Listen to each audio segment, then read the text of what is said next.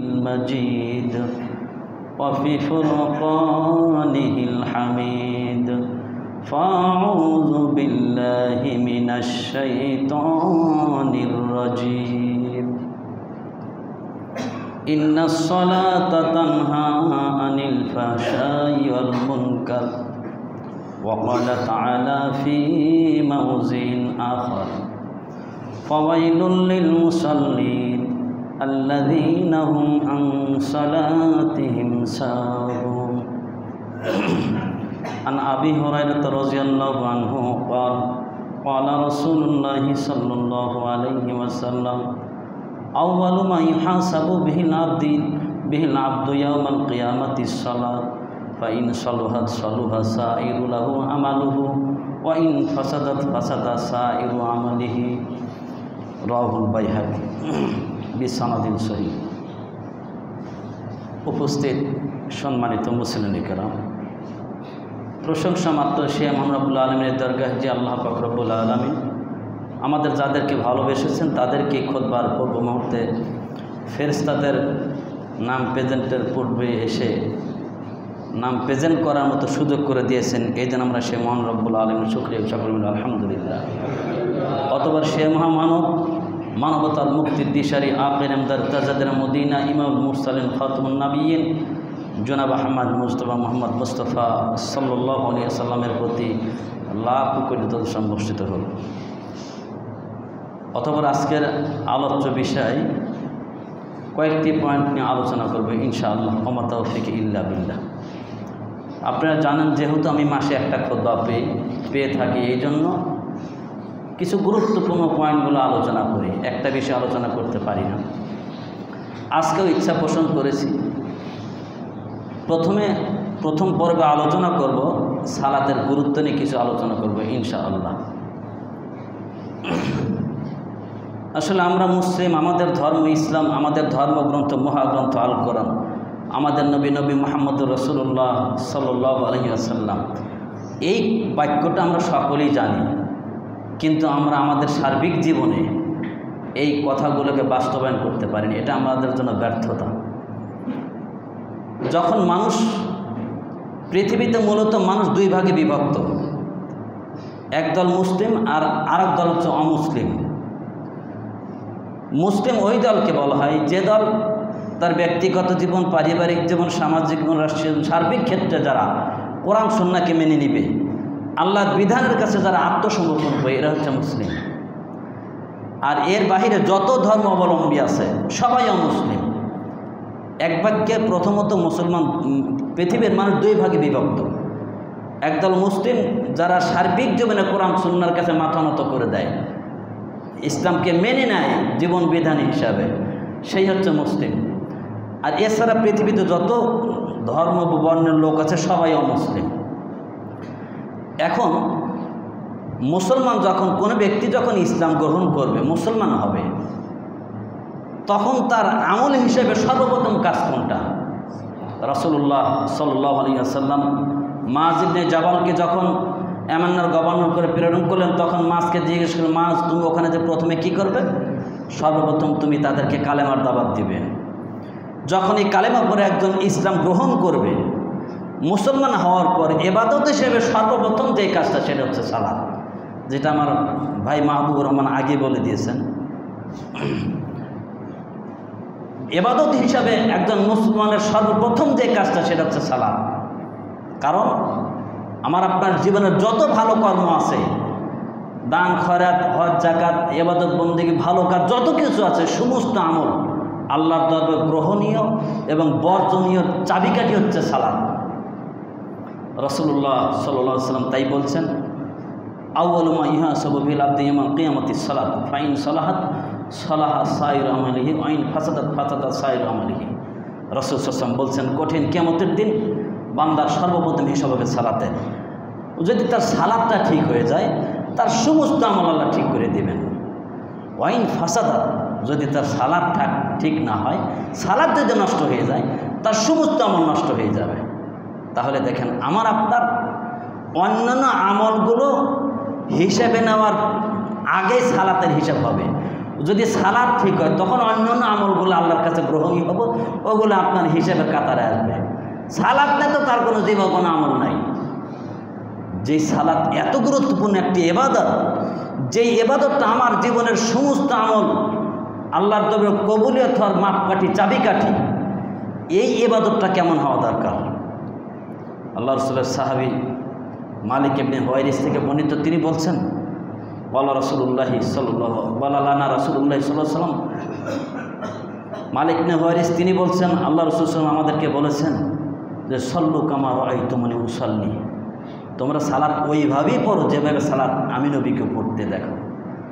যে ইবাদতটা আমার আপনার সমস্ত আমল কবুলের চাবিকাঠি, সেই ইবাদতটা কেমন হতে হবে, সেটা কি আমার আপনার মন মতো হলে হবে? জি না, ওটা হতে হবে একমাত্র নবী মুহাম্মদ রাসূলুল্লাহ সাল্লাল্লাহু আলাইহি ওয়াসাল্লাম যেভাবে সালাত আদায় করেছেন সেইভাবেই সালাতটা আদায় করতে হবে আমাদেরকে। তাহলে সেই সালাতটা আল্লাহর দরবারে কবুল হবে, আর সেই সালাতটাই আমার আপনার জন্য সমস্ত আমল কবুলের চাবিকাঠি হবে।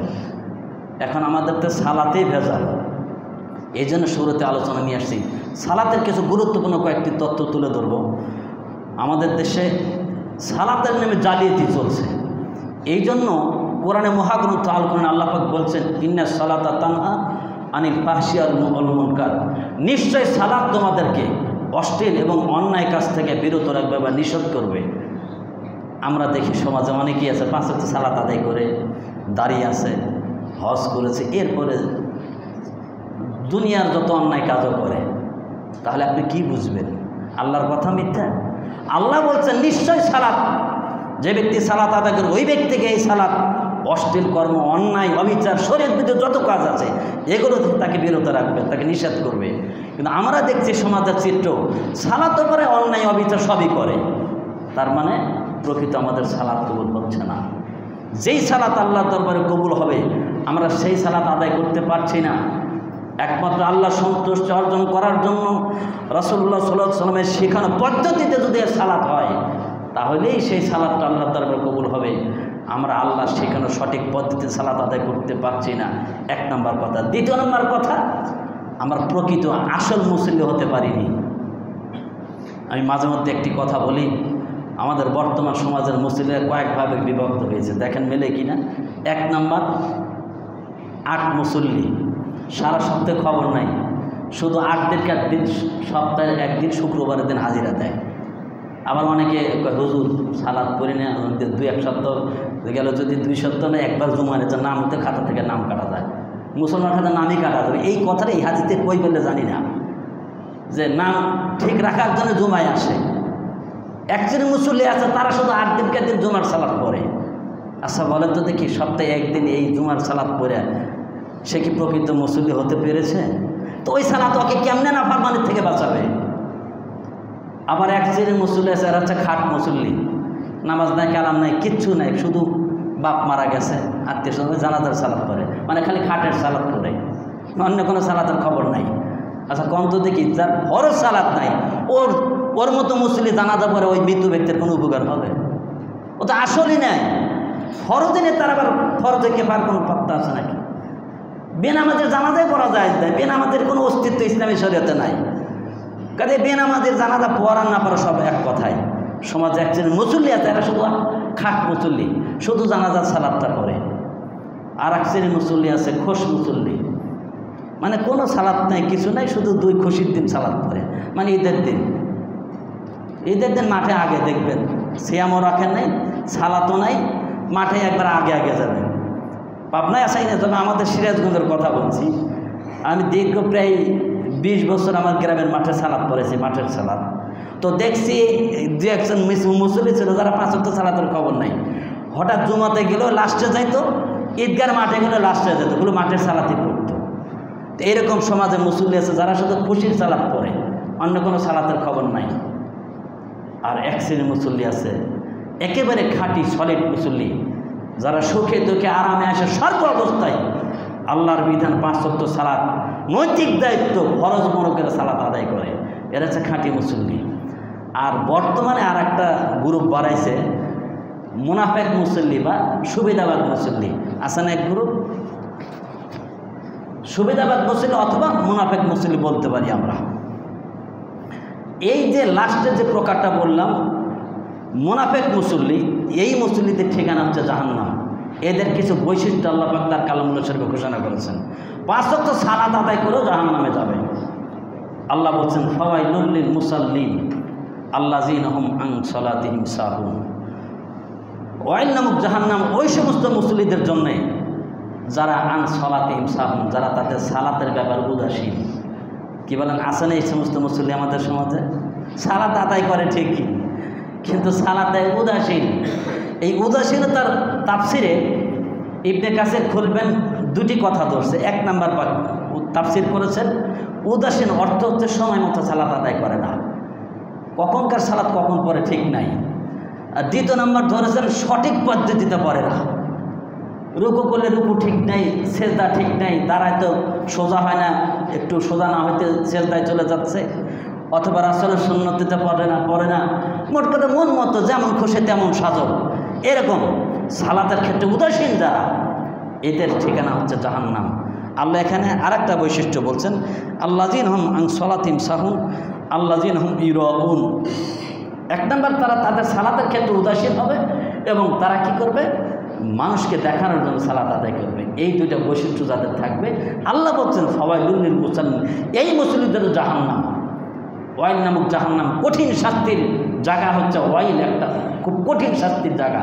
এই ওয়াইল নামক জাহান্নাম হচ্ছে এই উদাসীন এবং লোক দেখানো সালাত আদায়কারীদের জন্য। আমরা একটু সামনে আগাই, অন্যায়তে যদি চলে যাই তাহলে বুঝবো এই উদাসীন এবং লোক দেখানো সালাত আদায় করা এই মুসল্লিরা হচ্ছে মুনাফিক মুসল্লি। আল্লাহ পাক তার কালামুল শরীফের সংজ্ঞাটা দিয়ে দিচ্ছেন। আল্লাহ বলছেন ইন্নাল মুনাফিকিনা ইখাদিউনাল্লাহা ওয়া হুয়া খাদিউহুম ওয়া ইযা কামু ইলা সালাতি কামু কুসালা। আল্লাহ বলছেন দেখো, নিশ্চয় মুনাফিক যারা, তারা আল্লাহকে ধোঁকা দিতে চায়, প্রকৃতপক্ষে তারা নিজেরাই ধোঁকায় পড়ে। এ কথা বলেই বলছেন ওয়াইজা কামু ইলা সালাতি, এই মুনাফিকদের একটা বৈশিষ্ট্য, তারা যখন সালাতে দাঁড়ায় কামু কুসালা, অলসতাবশত সালাতে দাঁড়ায়। দেখবেন সালাতে দাঁড়াচ্ছে তো তাকাচ্ছে আর একদিক, মানে পা যে কোন দিক যাচ্ছে ঠিক নাই, একাগ্র চিত্তে সালাত আদায় করে না, উদাসীন। আসছে মসজিদে ঢুকছে, তাকাচ্ছে আর একদিক, ঢুকে মনে ফ্যানের পাখা ঘুরছে, কেউ তো সালাতে এসে হাত বাঁধার উপর দিক তাকায়। আচ্ছা কম তো দেখি এই সালাত করে লাভ হবে? এই হচ্ছে উদাসীন সালাত। এই সালাত যারা পড়ে এরা হচ্ছে মুনাফিক মুসল্লি। আল্লাহ নিজেই বলছেন যে যখন তারা সালাতে দাঁড়ায় তো কি করে, অলসতাবশত দাঁড়ায়। এরপর আল্লাহ বলছেন আর কি করে, ইরাউনান নাসা, মানুষদেরকে দেখানোর জন্য সালাত আদায় করে। এই কথা বলেই আল্লাহ পাক লাস্টে বলছেন ইয়াজকুরুন্নাহা ইল্লা কলিলা, এরা তো আল্লাহকে অল্পই স্মরণ করে। আসলে এরা আল্লাহকে স্মরণ করে অভিনয় করে, প্রকৃতপক্ষে আল্লাহকে স্মরণ করে না। যারা মুনাফিক মুসল্লি, এদের কাজ হচ্ছে ইসলামের নামে খালি অভিনয় করা। রাসূলুল্লাহ সাল্লাল্লাহু আলাইহি ওয়াসাল্লামের যুগ থেকেই চলে এসছে এক শ্রেণীর লোক যারা হচ্ছে মুনাফিক। ইসলামের সবচেয়ে বড়, কাফের মুশরিকের চেয়ে বড় ক্ষতি করেছে মুনাফিকরা। এই জন্য সাবধান, যারা সালাতে উদাসীন, যারা অলসতাবশত সালাত পড়ে, এরাই হচ্ছে মুনাফিক মুসল্লি। আর এই মুসল্লিদের আমি আর একটা নাম দিছি সুবিধাবাদ মুসল্লি। বুঝতে পারছেন? কারণ আমরা সকলেই যারা একটু কোরআন হাদিস পড়ি তারা জানি আল্লাহ পাক আল্লাহ রসুলকে জিজ্ঞাসা করে সবচেয়ে উত্তম আমল কি, তখন আল্লাহ বলছেন আমল হচ্ছে সালাত আদায় করা। আমাদের সমাজে কিছু মুসল্লি আছে যারা কিছু কিছু সালাত আওয়ালতে পড়ে আর কিছু কিছু সালাত দেরিতে পড়ে। কারণ সুবিধাবাদ মুসল্লি। ওই মুনাফিক মুসল্লির আরেকটা সংজ্ঞা কি, সুবিধাবাদ মুসল্লি। ফজর আমার এখানে পড়ে, কারণ আগে আগে পড়ে যা ঘুমানো যাবে। আর জহর পরে, আসরটা আবার হানাবি মসজিদে পড়ে। কেন পড়ে জানেন? জহর পরে এক কোট খাওয়া একটু ঘুমানো যায়, ওখানে 5টা সোয়া 5টায় সালাত, তাহলে মোটামুটি 2 ঘন্টা ঘুম পারা যাবে। আর ওখানে মাকরু রক্তে না যাই রক্তে সালাত আদায় করা যাচ্ছে।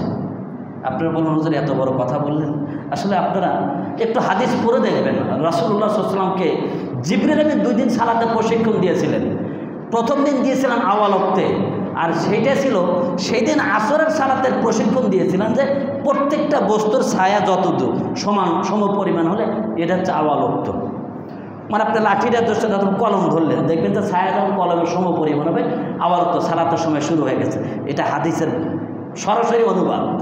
আর লাস্ট ওয়াক্ত যখন প্রত্যেকটা বস্তুর সাথে দ্বিগুণ হবে তখন সালাতের শেষ ওয়াক্ত আসরের।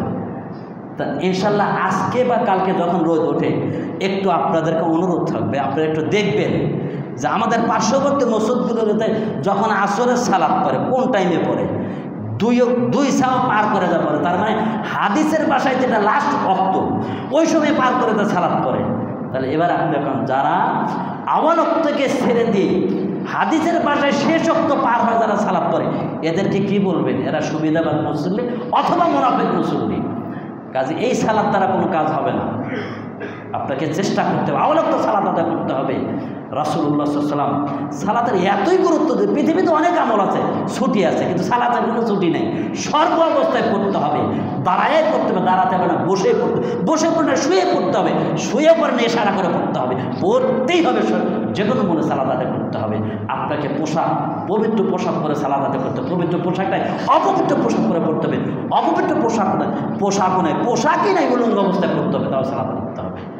এত গুরুত্বপূর্ণ একটা ইবাদত, আর সেই ইবাদতটা যদি আমার রাসূলুল্লাহ সাল্লাল্লাহু আলাইহি ওয়াসাল্লাম শেখানো পদ্ধতিতে না হয়, বলেন তো এই সালাত দ্বারা কি আমরা জান্নাত পাবো?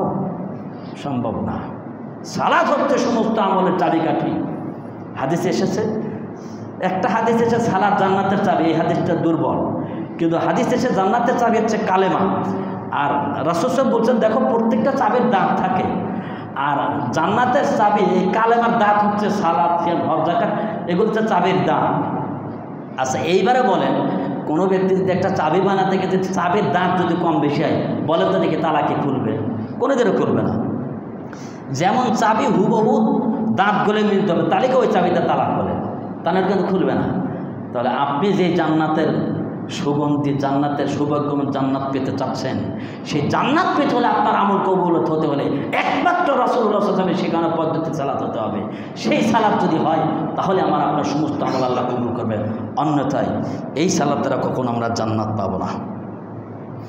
এই জন্য বলছিলাম, আর একটা কথা না বললে নাই, সালাতের মুসল্লিদেরকে কিন্তু কয়েকটা ভাগ করেছে। আর একটা ভাগ, খাঁটি মুসল্লি এবং মুনাফিক মুসল্লি পার্থক্য কেমনি করবেন? খাঁটি মুসল্লি, একনিষ্ঠ সলিড মুসল্লি এবং মুনাফিক মুসল্লি পার্থক্য করার থার্মোমিটার হচ্ছে কি জানেন? ফজর আর এশার সালাত। এটা আমার কথা না, স্বয়ং রাসূলুল্লাহ সাল্লাল্লাহু আলাইহি ওয়াসাল্লাম নিজে বলছেন। দেখেন, আন আবি হুরায়রা রাদিয়াল্লাহু আনহু আন নবী সাল্লাল্লাহু আলাইহি ওয়াসাল্লাম ক্বালা লাইসা সালাতুন আসকালু আলাল মুনাফিকিনা মিনাল ফাজরি ওয়াল ইশাই। আল্লাহ নবী বলছেন দেখো মুনাফিকের নিকটে সবচেয়ে ভারী দুটি সালাত, একটা হচ্ছে ফজর আর একটা হচ্ছে এশা। এই দুইটা সালাত মুনাফিকের কাছে খুবই ভারী। এই কথা বলে আল্লাহ নবী বলছেন ওয়ালাউ ইয়ালামুনা মা ফিহিমা, তারা যদি জানতো এই এশার ফজরের সালাতে কী নেকি রয়েছে, কী ফজিলত রয়েছে, এটা যদি জানতো তাহলে আল্লাহ নবী বলছেন লাতাই তো হামা বলো ভাবুয়া, তারা অবশ্যই আসতো যদি হামাগুড়ি দেওয়া হবে। হামাগুড়ি দিয়ে হাঁটতে পারে না, হামাগুড়ি দিয়ে হলেও তারা ফজর আর এশার সালাত শরীক হতো।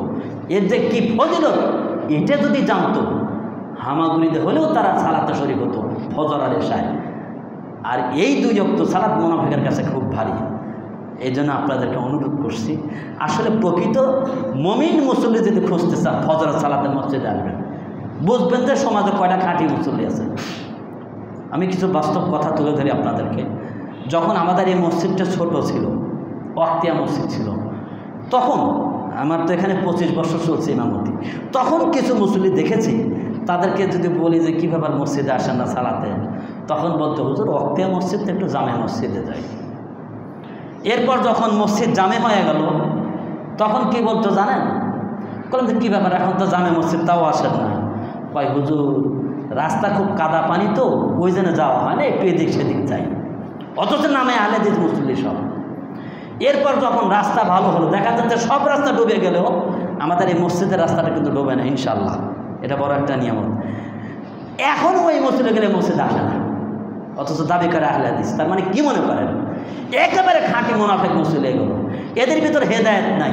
সালাত না বললে না গেলে কেমন হয়, মানুষ কি বলবে তাই যেখানে ইচ্ছে সেখানে পড়ছে। অথচ যত সালাফি মানহাজের আলেম আছে, সৌদি বিদ্যান্তের ফতোয়া দেখেন, বড় বড় যত আলেম আছে ফতোয়া দেখেন, কোনো বেদাতের পিছনে সালাত বলে সালাত হবে না। যেই ইমামের আকিদা, যে ইমাম তাবিজ বিক্রি করে ইমামের পেছনে সালাত হবে না। সালাত আপনি কোথায় করবেন সেটা আপনার ব্যাপার, আমি আপনাকে বলবো না, কিন্তু আপনাকে কিছু সূত্র বলে দিচ্ছি।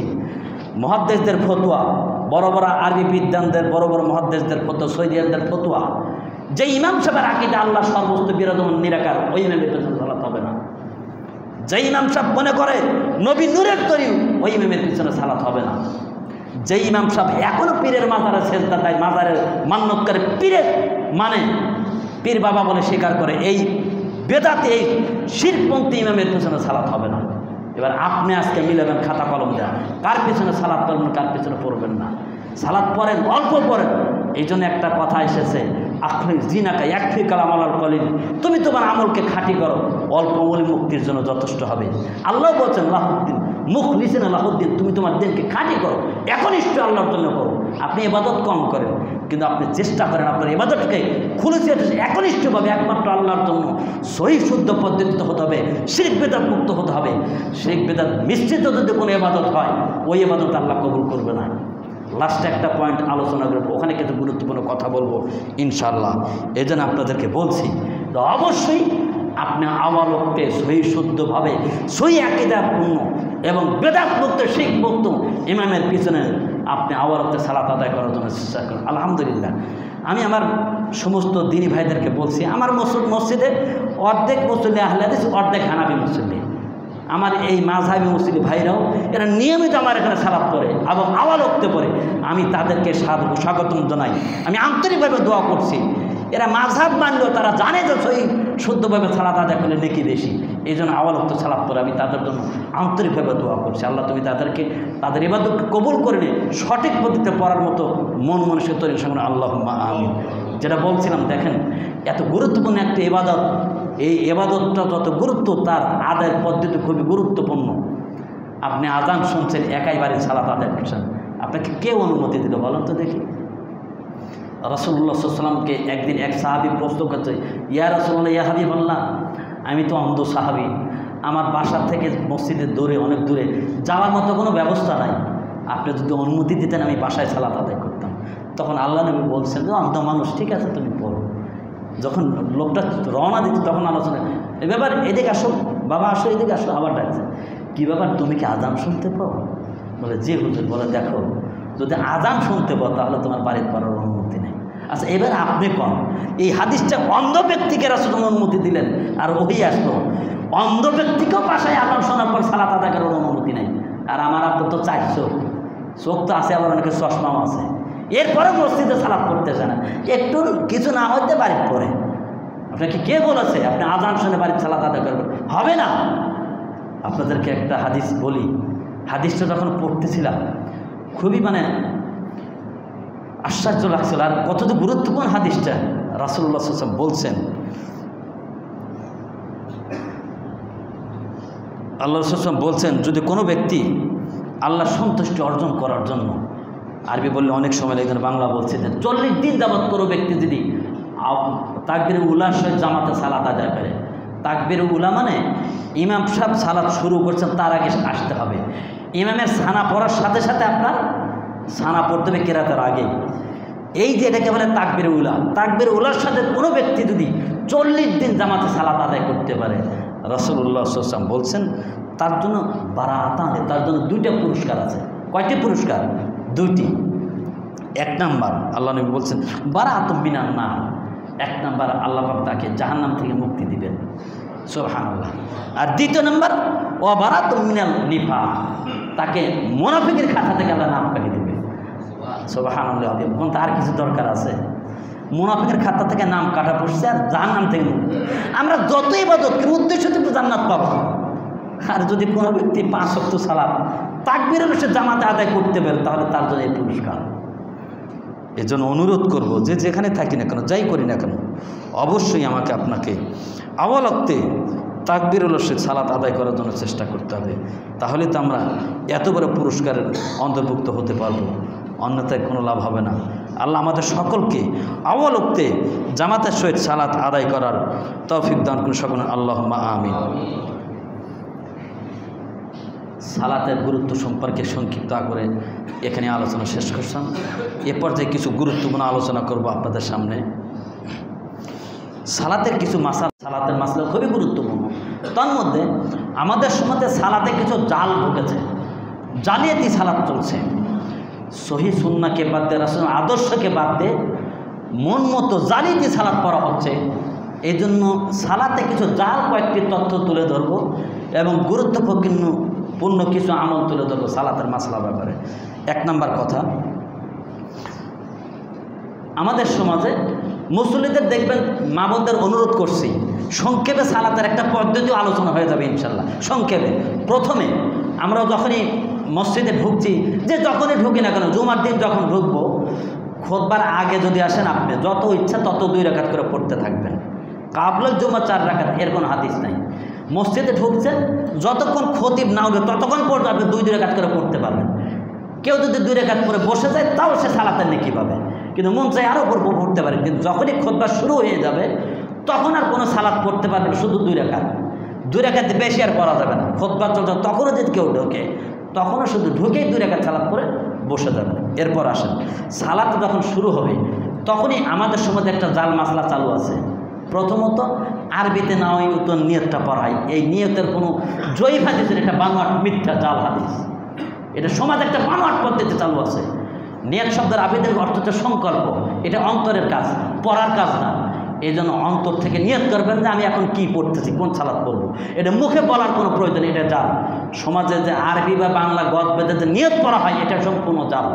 আরবিতে কোনো, বাংলাতে কোনো নিয়ত করতে পারে, মনে মনে সংকল্প করে এখন ফরজ, এখন সুন্নাত পড়তে, জহর পড়তে বাস হয়ে গেল, আলাদা কোনো নিয়ত করার প্রয়োজন নেই। 2 নম্বর সমাজে একটা জাল চালু আছে, জানামেজার দোয়া নামে একটা দোয়া পড়ে, আল্লাহ মিন্নি অজ্জাত ওয়াজিল ফাতারা সামাত ওয়াল জানাকম আমার মিশুকি। এই যে দোয়াটা পড়ে জানামেজার দোয়া হিসেবে, এটাও জাল, মিথ্যা। পৃথিবীতে জানামের দোয়া হিসেবে এর ব্যাপারে কোনো সহিহ দলিল নাই, এটা সানা হিসেবে এসেছে। কাজে আমরা জানামেজার দোয়া হিসেবে এটা পড়ব না। সালাত শুরু হবে তাকবীর দিয়ে, তাকবীর দিয়ে সালাত শুরু করবেন। এরপর আসুন আমরা প্রথমে সানা পড়ব।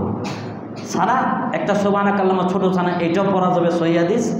আর একটা আল্লামা বাইত বানিয়ে আছে, এটাও পড়া যাবে। তবে আমি অনুরোধ করব যে চেষ্টা করুন বাইত বাণীটা পড়ার জন্য, কারণ বাইত বাণীর যে অর্থ এত সুন্দর, শুধু নিজের জন্য প্রার্থনা করা হচ্ছে, আর ওটাতে শুধু আল্লাহ প্রশংসা করছেন, নিজের প্রার্থনা নাই। এই জন্য এটা চেষ্টা করবেন। তবে যে যেটাই পড়েন সেটাইতে চলবে, কিন্তু বাইত বাণীটা পড়ার চেষ্টা করবেন। এটা অনেক অর্থবহুল দোয়া, এটা পড়বেন ইনশাআল্লাহ, যেহেতু সালাতটা দোয়ার জন্যই পড়া। এরপরে আসেন, আমি আপনি সালাতে আসলাম, সালাত শুরু করলাম, 2 রাকাত সালাত পড়ব। 2 রাকাত সালাত পড়তে কিছু সুন্নাত আছে। আমাদের সমাজে অনেকে এই সুন্নাতটা পালন করেন। সেটা হচ্ছে কি, প্রথমত রাফল ইয়াদিন করা, সালাতে শুরুতে 2 হাত তোলা, রুকুতে যাওয়ার সময় রাফল ইয়াদিন করা, রুকু থেকে ওঠার সময় করা, আবার 2 রাকাত 4 রাকাত সালাতে 3 রাকাত আবারও রাফল ইয়াদিন করা। এই যে 2 রাকাত সালাতে মোট 5 বার রাফল ইয়াদিন হয়। আমার অনেক ভাইজান আছেন শুধু শুরুতে রাফল ইয়াদিন করেন, এরপর আর করেন না। আসলে দেখেন, এই যে এরপরে যে রাফল ইয়াদিনগুলো করা হয়, রুকুতে ওঠার সময়, 3 রাকাতের 2 রাকাতের পর 3 রাকাতের সময়, এই যে আমরা 5 বার রাফল ইয়াদিন করছি, এটা অত্যন্ত গুরুত্বপূর্ণ নেকির কাজ। প্রত্যেকটা হাদিস বলে অনেক সময় এতটুকু জেনে রাখেন, রাসূলুল্লাহ সাল্লাল্লাহু আলাইহি ওয়াসাল্লাম থেকে 25 জন সাহাবী থেকে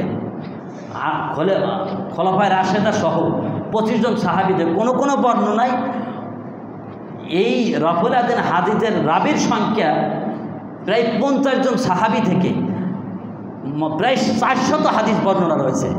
এর রাফল ইয়াদিন কয়টা হাদিস আছে? 50 জন সাহাবী থেকে প্রায় 400 হাদিস আছে রাফল ইয়াদিন করার জন্য।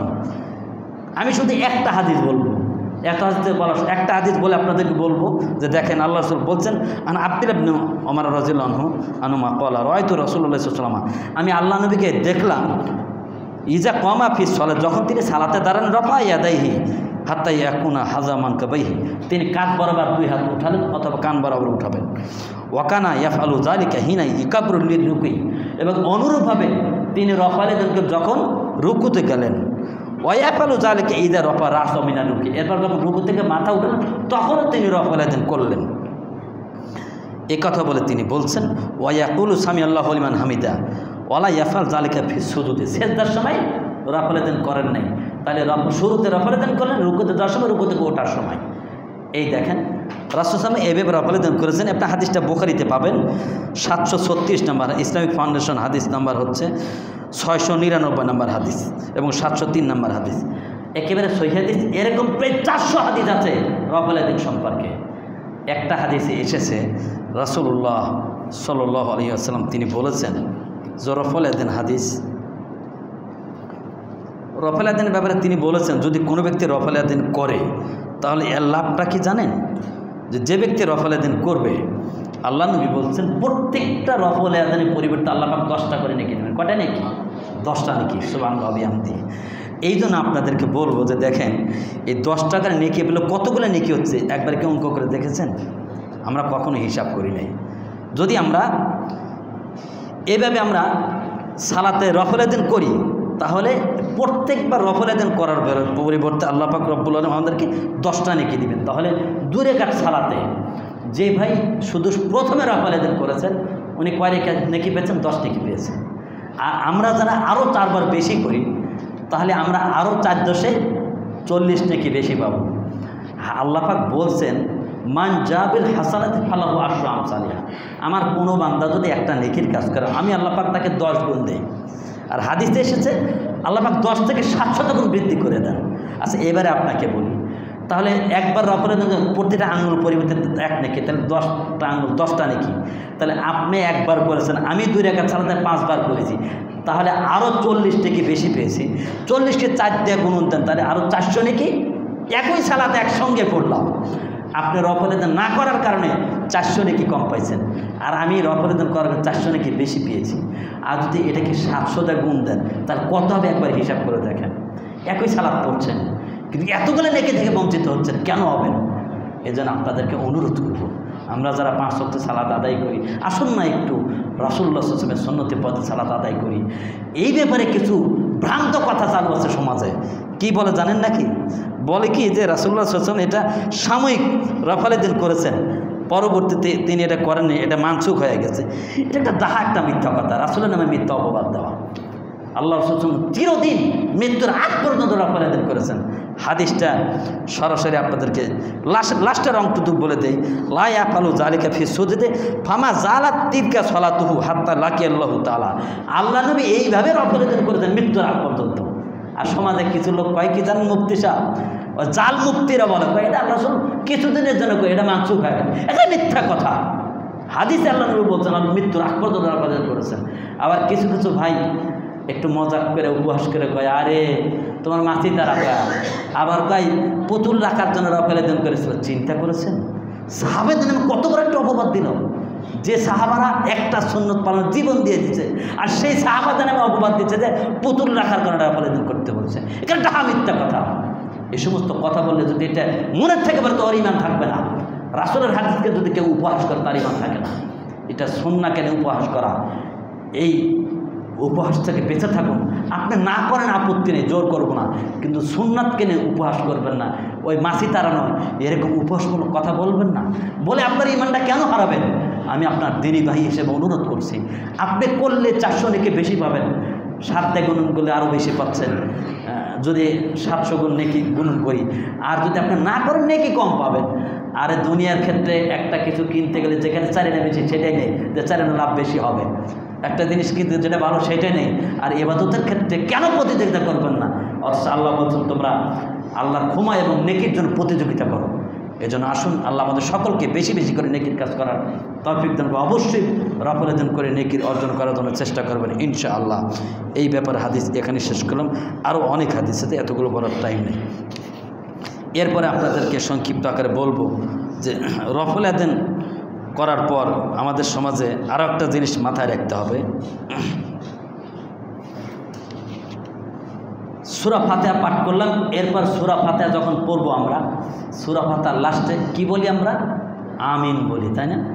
এই আমিনটা আমরা কেউ আস্তে বলি, কেউ জোর বলি। অথচ আপনি কি জানেন এই আমিনটার কত পাওয়ার? সূরা ফাতিহা পড়লাম, পুরা সূরাটাই হচ্ছে প্রার্থনা। ওই যে লাস্টে গয়রিল মাগযুবি আলাইহিম ওয়ালা যাল্লিন, অর্থাৎ ইহুদি নাসারাদের বিরুদ্ধে বদদোয়া করা হয়। তখন আল্লাহ নবী বলছেন যখন ইমাম সাহেব আমিন বলে সাথে সাথে মুসল্লি আমিন বলে এবং ফেরেশতারা আমিন বলে, যার আমিনটা ফেরেশতার আমিনের সাথে মিলে দেবে, আল্লাহ নবী গুফির রহমত আকাতাম মিন জানবি, আল্লাহ তার পিছনে সমস্ত গুনাহ খাতা মাফ করে দিবেন। বুখারীর হাদিস। এখন এক শ্রেণী ভাই গায়ে বুখারী তো জোরে পড়ার কথা নাই। আচ্ছা, আপনাদেরকে একটা প্রশ্ন করি, হাদিসে এসেছে ইমাম সাহেব যখন আমিন বলে, মুসল্লি আমিন বলে, তখন ফেরেশতা আমিন বলে। তো যার আমিনটা ফেরেশতার আমিনের সাথে মিলবে তার গুনাহ মাফ হবে। আচ্ছা বলেন তো দেখি, যদি মনে মনে পড়ে তার কি একজনের আওয়াজ আর মেলার কোনো প্রশ্ন আসে? মনে মনে বলে তো একজনের আওয়াজ আর একজনের মেলার কোনো কথাই আসে না। তার মানে মেলার কথা মানেই হচ্ছে জোরে না বলে তো আর একজনের আওয়াজ আমার আওয়াজ আপনার সাথে মিলতে হলে অবশ্যই জোরে বলতে হবে। মানে অর্থ বুঝি না তাই উল্টাপাল্টা বলতে পারি। আর আবু দাউদ তার তিরমিজির সরাসরি হাদিস, আল্লাহ নবী বলছেন ফাওকা সাওতাহু ওয়া মাদ্দা সাওতাহু, মানে তার আওয়াজ উঁচু হতো, আওয়াজ বলন্দ হতো, মানে জোরে আমিন বলতেন। আল্লাহ রাসূল বলছেন তাহলে ফেরেশতাদের আমিনের সাথে যদি মিলে যায় তার পিছনের গুনাহ খাতা মাফ হবে। লাস্টে একটা হাদিস আল্লাহ নবী বলছেন যে দেখো ইহুদিরা তারা তোমাদেরকে সবচাইতে তোমাদের প্রতি রাগান্বিত হয় কিসেতে জানো? দুটি দোয়াতে, একটা হচ্ছে সালাম আর একটা আমিন বলা। এই দুইটাতে ইহুদিদের শরীর খুব জ্বলতে থাকে, মানে তাদের বিরুদ্ধে বদদোয়া করলেও ফেরেশতা আমিনকাই সবাই আমিন করছে, তা আল্লাহ তুমি তার বিরুদ্ধে বদদোয়াটা কবুল করে নাও। এই জন্য ইহুদি খ্রিস্টানদের শরীর জ্বলে, খুব রাগ করে। আচ্ছা বলেন তো দেখি, আমাদের দেশে কিছু মুসলিম ভাই জোরা আমিন বলা না ক্রিটিসাইজ করে না? বলেন তো দেখি, আমার দুঃখ লাগে। আমি বলি এই ভাইরে আবার আমাদেরকে বলে তোমরা ইহুদিদের দালাল। আল্লাহ রাসূল সাল্লাল্লাহু আলাইহি ওয়াসাল্লাম বলছেন যে ইহুদিরা কষ্ট পায় সালাম আর আমিন বলার কারণে। তা আমার আপনাদের কাছে প্রশ্ন, আমরা জোরে আমিন বলার কারণে আপনি আমাদেরকে ক্রিটিসাইজ করে ইহুদিদের দালাল বলেন, আর রাসূল সাল্লাল্লাহু আলাইহি ওয়াসাল্লাম বলছে যে আমিন জোরে বলার কারণে ইহুদিরা কষ্ট পায়। তা আপনারা যে কষ্ট পাচ্ছেন, তা আমি কি বলবো যে আপনারা ইহুদিদের দালাল? প্রকৃত হাদিস অনুযায়ী আপনি তো ইহুদিদের দালাল, কারণ ইহুদিরা কষ্ট পায় আমিন বললে আপনি কষ্ট পান কেন? তাহলে কি আপনি তাদের উত্তরসূরি নাকি? হাদিসটা মিলিয়ে নেবেন, নিজের পক্ষ থেকে কোনো বানায় কথা বলবেন, প্রত্যেকটা হাদিস দলিল আমার কাছে আছে। এই জন্য যারা আমিন বললে কষ্ট পায় ক্রিটিসাইজ করে, ফেসবুকে দেখবেন কিছু এটা অনেক ক্রিটিসাইজ করেছে। আমি বলে বেটা তুমি তো হাদিস বিরোধিতা করেছো, আল্লাহ নবী বলছেন আমিন বলে ইহুদি কষ্ট পায়, তো তুমি কষ্ট পাচ্ছ নিশ্চয় তুমি ইহুদিদের এজেন্ট, তুমি হচ্ছে প্রকৃতপক্ষে ইহুদিদের উত্তরসূরি, তাহলে তুমি কেন কষ্ট পাও? সাবধান, আপনি যাই করেন রাসূলের সুন্নাহগুলো একটু আমল করার চেষ্টা করেন, হতে পারে একটা সুন্নাত আপনার জান্নাতে যাওয়ার জন্য যথেষ্ট হবে ইনশাআল্লাহ। এরপর আসেন, আপনি যখন আমিন বল উচ্চস্বরে আমিন বললেন এতগুলো নেকি, আর এই আমিনটা সাহাবে কেরাম তো বলতেন, এমনকি বরফির আব্দুল কাদের জিলানী তিনি বলছেন যে আমিন জোরে বলতে হবে, তিনিও জোরে বলার ফতোয়া দিয়েছেন। আর বড় বড় মুহাদ্দিসরা মাজার সমাজের সমস্ত মুহাদ্দিসরা বলেছেন আমিন জোরে বলতে হবে। আর এই আমিন জোরে বলাতে কষ্ট পায় ইহুদিরা, কাজে আমাদের সমাজেও যে সমস্ত মুক্তিরা কষ্ট পাবেন বুঝবেন যে এরাও ইহুদিদেরই এজেন্ট, এদের ভিতরে ইহুদিদের রক্ত আছে, তা নাহলে এরা কেন কষ্ট পাবে? আল্লাহ আমাদের সকলকে রাসূলের সুন্নাতকে মূল্যায়ন করে সুন্নাত অনুযায়ী আমিন জোরে বলার তৌফিক সকল আল্লাহুম্মা আমিন। এরপর আসেন,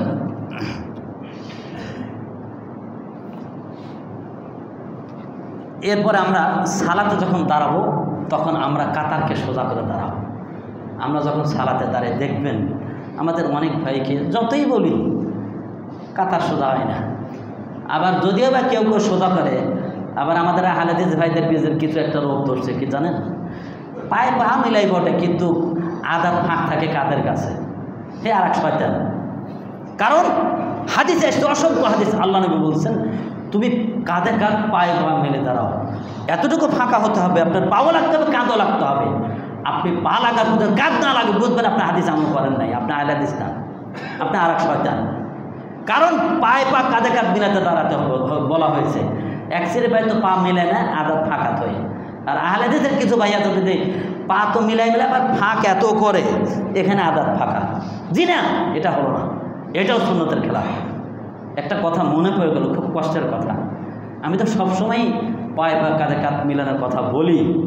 একদিন আমি ঘুরে দাঁড়াইছি, লক্ষ্য করছি আমাদের মসজিদে কিছু মুসল্লি আছে এত ভাগ করে দাঁড়ায়, বলে ঠিক করতে পারি নাই, তাদের জন্য দোয়া করে তুমি তাদেরকে হেদায়েত দাও। এত কষ্ট করে সালাত করছে, রাসূলের সুন্নাতের যে কি মর্যাদা কি দাম, ও যদি বুঝতে জীবনে ভাগ করে দাঁড়াইতো না। আমি একদিন দাঁড়াইছি, ঘুরে দাঁড়ায় দেখতেছি আমার কাতারের ডাইন সাইডে 5 জন দাঁড়াইছে, কাতার শেষ কয়জন দাঁড়াইছে, আরে যারা ফাঁক করে দাঁড়ায় সবগুলো ওদের এক সাইডে পড়ছে। আমি মুসল্লি গুনে দেখলাম ডাইন সাইডে 5 জনেই কাতার শেষ, প্রত্যেকটা ফাঁক করা বাহিনী দাঁড়াইছে এই এত করে 5 জন, আর এই সাইডে দেখলাম 8 জন দাঁড়াইছে। তাহলে চিন্তা করে কত ভাগ করে দাঁড়াইছে। এটা কি রাসূলের সুন্নাত আমল হলো নাকি? এটা চেষ্টা করেন, নিজের সুবিধা বুঝেন, একটু কষ্ট করেন। সালাতে এসে একটু গরমই লাগবে, নয় একটু কষ্টই হবে। রাসূলের সুন্নাত পালন করতে যদি কষ্ট লাগে তাও পালন করতে হবে আপনাকে, তাহলে আপনি মুমিন। এই সুবিধাবাদ চিন্তাবাদ ইবাদত করে লাভ হবে না।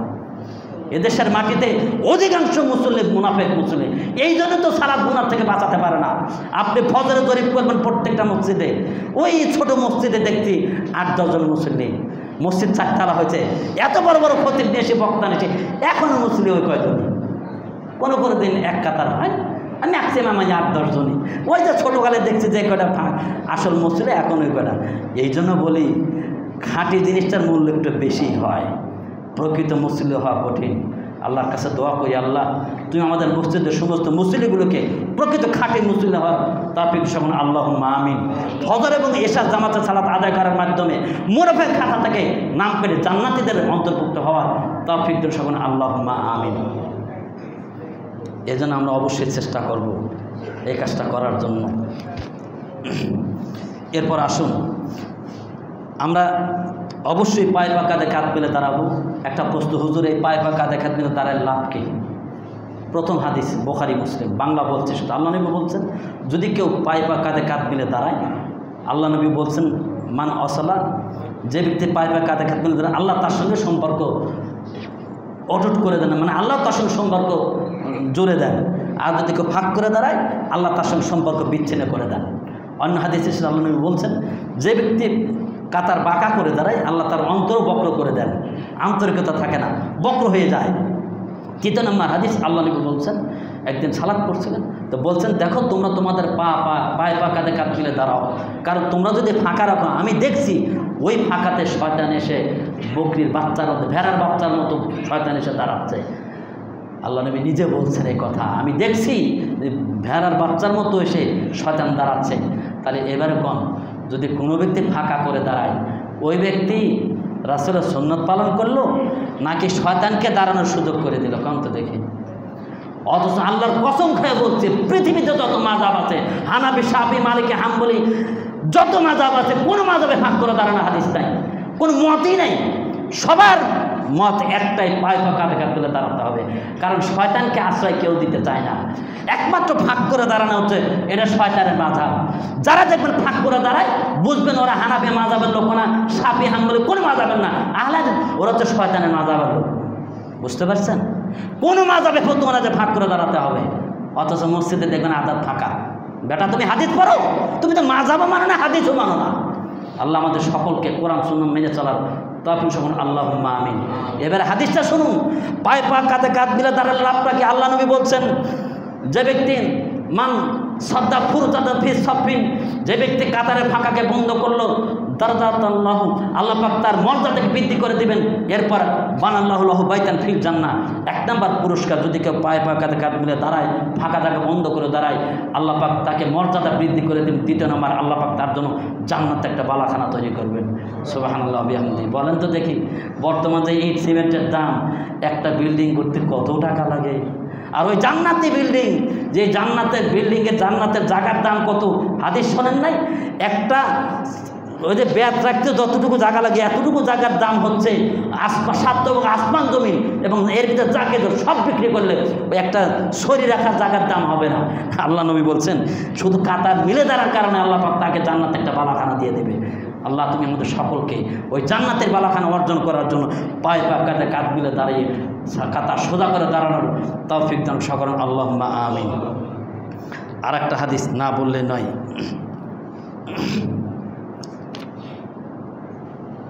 সেটা হচ্ছে আমাদের সালাতের মধ্যে একটা জালিয়াতি আমল চালু আছে। সেটা কি জানেন? আমরা যখন সালাত আদায় করি তাশাহুদ পড়ি না, তাশাহুদে আমাদের সমাজে একটা জিনিস চালু আছে যে যখন তাশাহুদ পড়ে তখন আশহাদু আল্লাহ ইলাহা, যে আশহাদু আল্লাহ বলে ইলাহা বলে তখন আঙ্গুলটা ওঠে আবার নামায় দেয়। চালু আছে না এটা? আল্লাহর কসম খেয়ে বলছি, এই একবার আঙ্গুল ওঠানোর ব্যাপারে আসমানের নিচে জমিনের উপরে কোনো হাদিসই নাই, একেবারে জাল, কোনো দলিলই নাই এইভাবে হাত তোলার কথা। একবার শুধু আঙুল ওঠানোর ব্যাপার কোনো হাদিসই নাই, হাদিসের কেতাবে খুঁজে ব্যাপারটা, অথচ এইটাই করছেন আপনি। লজ্জা করে না? রাসূলের ইবাদত করছেন আল্লাহর, রাসূলের পদ্ধতি বাদ দিয়ে আপনি আপনার হুজুরের পদ্ধতি, ওই মাযহাবী মতবাদ, পীরি মতবাদ, হুজুরতন্ত্র চালাচ্ছেন। কিভাবে চালান আপনি? হতে পারে না। এটা সালাতের মধ্যে একটা জাল চালু আছে। আল্লাহ রাসূল সাল্লাল্লাহু আলাইহি ওয়াসাল্লাম যখনই সালাতে তাশাহুদে বসতেন, শুরু থেকে লাস্ট পর্যন্ত এই আঙুলটা নাড়াচাড়া করতেন। হাদিসটা মুসলিম শরীফ খুঁজলে পেয়ে যাবেন ইনশাআল্লাহ, সহিহ হাদিস। আল্লাহ নবী বলছেন, কানা ইসুর বি উসবিহি সাব্বাহাতিন ফি সলাতে, আল্লাহ নবী যখন সালাতে দাঁড়াতেন তখন তার শাহাদত আঙ্গুলটা নাড়াচাড়া করতেন। অন্য হাদিসে এসেছে, ও আশারা বি ইসবাহি সাব্বাবাতি ও ওয়াজা ইবহামুহু আলা উসবাহিল উস্তা, আল্লাহ নবী যখন তাশাহুদে বসতেন তখন তার হাতটাকে মুষ্টিবদ্ধ করে এই বৃদ্ধ আঙ্গুলকে মধ্যম আঙ্গুলের উপর রেখে দিয়ে এই আঙ্গুলটাকে নাড়াচাড়া করতেন। অন্য হাদিসে সিলসিল হয়ে এসেছে, এটা এতই কঠিন, শয়তানকে আঘাত করার মতো কঠিন।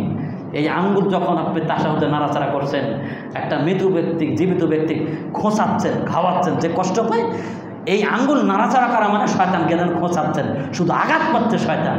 তো রাসূলের সুন্নাহ আমল করবেন, শয়তানকে কষ্ট দিতে আপনার খারাপ লাগে, তো শয়তানকে আপনার বন্ধু লাগে নাকি? আপনি শয়তানকে কষ্ট দিতে চান না, সুন্নাতকে অবজ্ঞা করলেন, শয়তানকে কষ্ট দিতে চান না, তার মানে বোঝা যাচ্ছে আপনার ঈমানে ভেজাল আছে। অবশ্যই আসুন আমরা সুন্নতি পদ্ধতিতে তাশাহুদের শুরু থেকে না লাস্ট পর্যন্ত একেবারে এইভাবে আঙুলটা নাড়াচাড়া করবো মধ্যম গতিতে। আমাদের মুসল্লিরা তো বলেন একটা বললে বোঝা আর একটা, কেউ আসে এরকম এত দূরে করে পাশের মসজিদে সালাতে করতে যায়। আপনি এইভাবে করতে বলছে কেনা? মধ্যম গতিতে। ইসলাম প্রত্যেকটা কাজ মধ্যম গতিতে, মধ্যম গতিতে নাড়াবেন। শয়তানকে আঘাত করা হচ্ছে, আপনি নেকি পাচ্ছেন। সুন্নত আমল করার আল্লাহ রাসূলকে ভালোবাসা হচ্ছে, সুন্নত আমল হচ্ছে, শয়তানকে কষ্ট দেওয়া হচ্ছে। আল্লাহ আমাদের সকলকে সুন্নত অনুযায়ী এইভাবেই আমল করার তৌফিক দান করুন সকল, আল্লাহুম্মা আমিন। সালাতের সংক্ষিপ্ত আলোচনা আমি এখানে শেষ করতে চাচ্ছি। কিছু গুরুত্বপূর্ণ মাসালা বললাম, সালাতের কিছু জালিতে কথাগুলো দূর করে দিবেন, এবং প্রথম বৈঠকে বাম পার উপর বসে ডান পা খাড়া করে দিবেন, আর লাস্ট বৈঠকে আপনারা বাম পাকে ডান পা নিচ দিয়ে ঢুকে দিবেন, নিতম্বের উপর বসবেন। নারী পুরুষ সকলেই একই সিস্টেম। মা বোনেরাও এইভাবেই দাঁড়াবেন, এইভাবেই সেজদা করতে হবে, মাটি থেকে হাতটা উঁচা থাকবে। অধিকাংশ মুসলিম দেখি সেজদা করে তো হাতটা মাটি লেপটে দেয়। আল্লাহ রাসূল বলছেন তোমরা কুকুরের মতো সেজদা করবে না, কুকুর বসার সময় পা মাটিতে লেপটে দেয়, এই জন্য পা উঁচা, হাত উঁচা রাখতে হবে, মাটিতে বুকেও লাগানো যাবে না, মাটিতেও উঁচা থাকবে, এভাবে সেজদা করবেন। তাশাহুদ শেষ করে সালাম ফিরে দেবেন, ডানে বামে সালাম ফিরে সালাম শেষ করবেন ইনশাআল্লাহ। এইভাবেই সহি পদ্ধতিতে সংক্ষিপ্ত আকারে সালাতের একটা পদ্ধতি বললাম, জালগুলো বাদ দেবেন, সহি পদ্ধতিতে সুন্নাহ ভিত্তিক সালাত আদায় করার চেষ্টা করবেন। আল্লাহ আমাদের সকলকে সেই তৌফিক দান সকল, আল্লাহুম্মা আমিন। এবারে লাস্টে একটা বিষয় আলোচনা করব। আপনারা জানেন আমি মাঝে মধ্যেই আপনাদেরকে একটু কষ্ট দেই, কিছু মনে নেবেন না। আমি আপনাদেরকে কষ্টটা এই জন্য দেই যে দেখেন, আসলে আপনি ইবাদত করবেন তো ইবাদত করার আগে আপনাকে পবিত্র হতে হবে। আল্লাহ পাক রব্বুল আলামিন তার কালাম শরীফে বলছেন, হামা ইয়াকফুর বিত-তাগুত, আল্লাহ বলছেন ঈমান আনার আগে তুমি আগে কাফের হও। হামা ইয়াকফুর বিত-তাগুত, কাফের হবেন কিসের? যে ইসলাম বিরোধী যত কাজ আছে সবগুলোকে আগে অস্বীকার করতে হবে। কোরআন হাদিস বিরোধী, শরীয়ত বিরোধী যত কাজ আছে আগে সমস্ত কাজকে কি করতে হবে? অস্বীকার করতে হবে, মানে সমস্ত কাজের আগে কাফের হওয়া লাগবে। এরপর আল্লাহ বলছেন ফামা ইয়াকফুর বিত-তাগুত, যে ব্যক্তি যত ইসলাম বিরোধী কাজ আছে এগুলোকে অস্বীকার করবে, ওয়া ইউমিন বিল্লাহ, এরপর আল্লাহর প্রতি ঈমান আনবে, ফাকাদ ইসতামসাকা বিল উরওয়াতিল উসকা, সে এমন একটা রশি ধারণ করলো যে রশি কখনো ছিঁড়বার নয়। অর্থাৎ এমন রজ্জু ধারণ করলো, এই রজ্জু তাকে জান্নাতে পৌঁছায় দেবে ইনশাআল্লাহ, ছিন্ন হবার নয়। এখন আসেন আল্লাহ এখানে কি বলছেন? ঈমান আনার আগে কুফরি তন্ত্র যত ইসলাম বিরোধী কাজ ওগুলোকে অস্বীকার করতে বলছে। এখন আমাদের বিষয়টা হয়েছে কি জানেন, আমরা ঈমানদারও দাবি করি, আর যত হারাম আছে ওইগুলো যে আরাম করতে চাই, কি বলেন তাই না? আচ্ছা আপনাদেরকে একটা প্রশ্ন করি, আচ্ছা বলেন তো দেখি, একটা বালতির ভিতর এই বেশি না 1 পেয়ালা পায়খানা আর পেশাব রাখছেন, রাখার পরে এই বড় বালতিতে আরও যদি 1 মণ দুধ, মধু, ঘি যদি ঢালেন, আচ্ছা বলেন তো দেখি ওই ঘি আর মধুগুলো খাওয়া যাবে না? ফতোয়া দেন একটু, খাওয়া যাবে নাকি? কেন খাওয়া যাবে না? সামান্য 1 পেয়ালা নাপাক আছে, পায়খানা পেশাব আছে, আর 1 মণ দুধ ওর ভিতরে দিচ্ছি, খাওয়া যাবে না? তাহলে বুঝতে পারছেন এবারে যে অপবিত্র পাত্র যত ভালো জিনিস যতই দেন ওটা তো অপবিত্র হয়ে যাবে, অপবিত্র জিনিসের পাওয়ার একটু বেশি থাকে, বুঝতে পারছেন? তাহলে আগে পাত্রটাকে ধুয়ে পরিষ্কার করা লাগবে, পবিত্র করা, তারপরে ভালো জিনিসটা ওখানে রাখতে হবে। আল্লাহ তো ওই কথাই বলছে, বান্দা তুমি আগে কুফুরিকে দূর করো, যত ইসলামের কাজ ভিতর থেকে বাইর করে দাও, এরপরে ঈমান আনো, তাহলে তুমি এমন রচ্ছি ধরলে যেটা কখনো সেইবার তোমাকে জান্নাতে পৌঁছাবে। আমি এদের আপনাদের বলতে চাচ্ছিলাম যে দেখেন আল্লাহ এই কথাই বলতে আগে পাত্রকে আমার দেহকে আগে পবিত্র করতে হবে, কারণ হাদিসে এসেছে আল্লাহ নবী বলছেন আন আবি হুরায়রা রাদিয়াল্লাহু আনহু ক্বাল ক্বালা রাসূলুল্লাহ ইন্নাল্লাহা তাইয়িবুন লা ইয়াকবালু ইল্লা তাইয়্যিবা, নিশ্চয়ই আল্লাহ হচ্ছে পবিত্র, আল্লাহ পবিত্র ছাড়া কবুল করে না। এই জন্য আল্লাহ পাক আগে কুফরি বর্জন করতে বলছে, এরপর ঈমান আনতে বলছে। ঈমান আনার পর যতটুকু ভালো কাজ করবে সেটাই আল্লাহ কবুল করবে। আর অপবিত্রের ভিতর যত ভালো জিনিস ঢালেন ওটাও অপবিত্র কোনো কাজ হবে না। এই জন্য বলছি যে আগে অবশ্যই আমাদেরকে পাত্রটা পবিত্র করতে হবে। অন্য হাদিসে এসেছে রাসূলুল্লাহ সাল্লাল্লাহু আলাইহি ওয়াসাল্লাম বলছেন আন কাব ইবনে উজরা রাদিয়াল্লাহু আনহু ক্বালা রাসূলুল্লাহ সাল্লাল্লাহু আলাইহি ওয়াসাল্লাম লা ইয়াদখুলুল জান্নাতা জাসাদুন বুজিয়া বিল হারাম। আল্লাহ নবী বলছে যেই বডি হারাম দ্বারা প্রতিপালিত হয় ওই শরীর কখনো জান্নাতে যাবে না। তাহলে আমার বডিটাকে আগে পবিত্র হারাম মুক্ত করতে হবে, পবিত্র করতে হবে, এরপরে ইবাদত করতে হবে, তাহলে না আমার শরীরটা জান্নাতে যাবে। আর আমরা এখন এমনই মুসল্লি ভাই, আমরা হারামও খাই, ইবাদতও করি, হজও করি, যাকাতও দেই, জান্নাতও যেতে চাই। হতে পারে অপবিত্র পাত্র কখনো পবিত্র জিনিস ঢুকতে পারে না। এই জন্য অনুরোধ করব, দেখেন এই জন্য আগে দেহকে অপবিত্র মুক্ত করতে, অপবিত্র থেকে মুক্ত করতে হবে, এরপরে পবিত্র ইবাদতগুলো করতে হবে, সেটা আল্লাহ কবুল করবেন। আসুন আপনাদেরকে একটা অনুরোধ করবো যে দেখেন আমরা যাই করি হারাম বর্জন করতে হবে। আপনার খাবার আপনার পানীয় যদি হারাম হয় আপনার ইবাদত কবুল হবে না।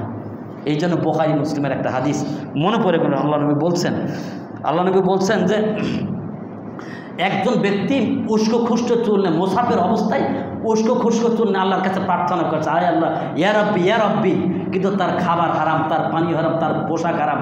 আল্লাহ নবী বলছেন কীভাবে তার দোয়াটা কবুল হতে পারে? তার মানে মুসাফিরের দোয়া বিফলে যায় না, অথচ সেই মুসাফিরের কথাই আল্লাহ নবী বলছেন যে মুসাফিরের দোয়া করছে কিন্তু তার খাবার হারাম, তাই তার দোয়া কবুল হবে না। এই জন্য আগে আমাকে আপনি হারাম মুক্ত হতে হবে। আপনাদেরকে মাঝে মধ্যে বলি যে দেখেন নেশাদার দ্রব্য যত আছে এগুলো আপনাকে আমাকে বর্জন করতে হবে। কারণ যদি কোনো ব্যক্তি একবার নেশা খায়, একবার বিড়ির গুল তামাক জর্দা হিরোইন মদ গাঁজা খায়, আল্লাহ নবী বলছেন তার 40 দিন সালাত কবুল হবে না। আচ্ছা কন্ত দিকে তাহাজ্জুদ করে লাভ আছে আপনার? ফরজ সালাত করে লাভ আছে? আল্লাহ নবী বলছে যে ব্যক্তি একবার বিড়ি সিগারেট তামাক জর্দা গুল হারাম খাবে তার 40 দিনে সালাতই কবুল হয় না। তা আপনি তো দিনে কতবার খাচ্ছেন, কেমনে সালাত কবুল হবে? এই জন্য সালাতও করে গুনার কাজও করে, এই সালাত আমাকে আপনাকে গুনার থেকে বাঁচাতে পারে না।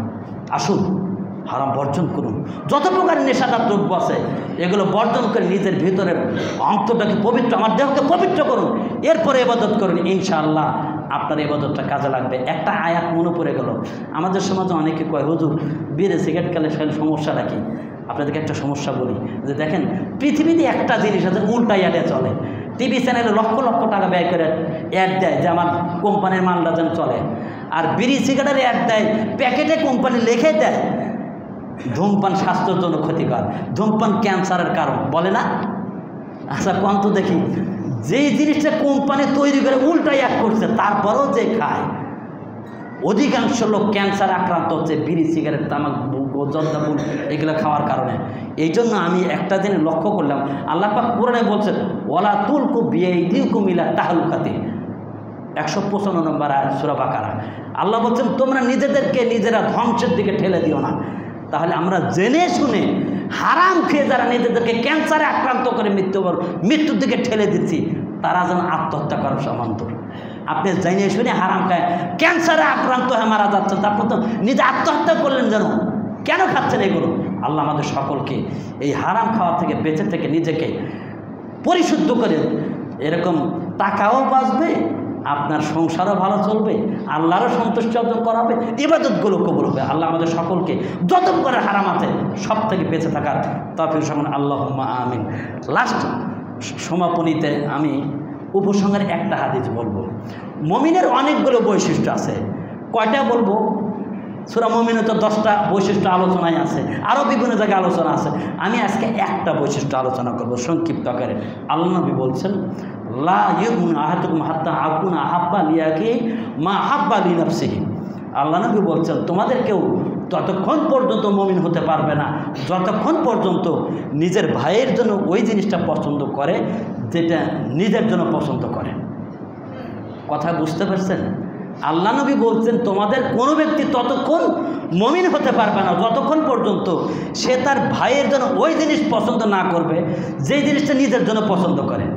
তার মানে আমি আমার জন্য যেটা পছন্দ করি, আমার ভাইয়ের জন্য আমাকে সেটাই পছন্দ করতে হবে, তাহলে আমি মুমিন।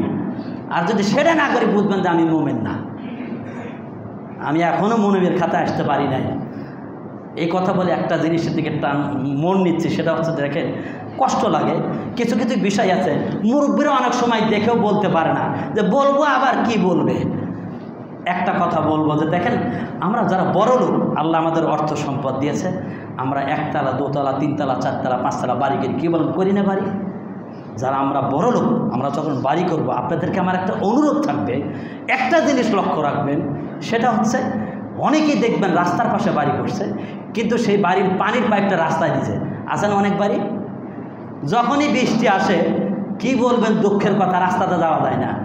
যদিও ছাতা বা মাথা দিতে, ওই ছাদের পানি পরে বাতাস হয়ে পুরো শরীর ভিজে যাচ্ছে। তখন কি করে মানুষ জানেন?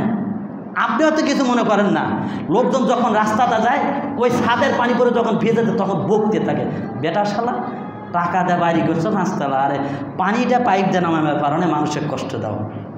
আপনারা তো শোনেন না, আমার কানে আসে। অনুরোধ থাকলো এটা, দেখেন আপনি মুমিন যদি হন, যদি প্রকৃত মুমিন হন, মুসলিম হন, আপনার কাছে আমার অনুরোধ, বিনীত অনুরোধ, আপনি 5 তলা বাড়ি করতে পারছেন, একটু চিকন পাইপ দিয়ে পানির লাইনটাকে নিচ পর্যন্ত দিতে পারেন না? রাস্তায় মানুষ যায়, কষ্ট পায়, রাস্তার পিচগুলো উঠে যায়, কেবল উঠে যায় না? আপনারা হয়তো অনেকে বলেন না, দেখেও বলতে পারে না যে আমার কী মনে করবে। আমি আপনাদেরকে আল্লাহ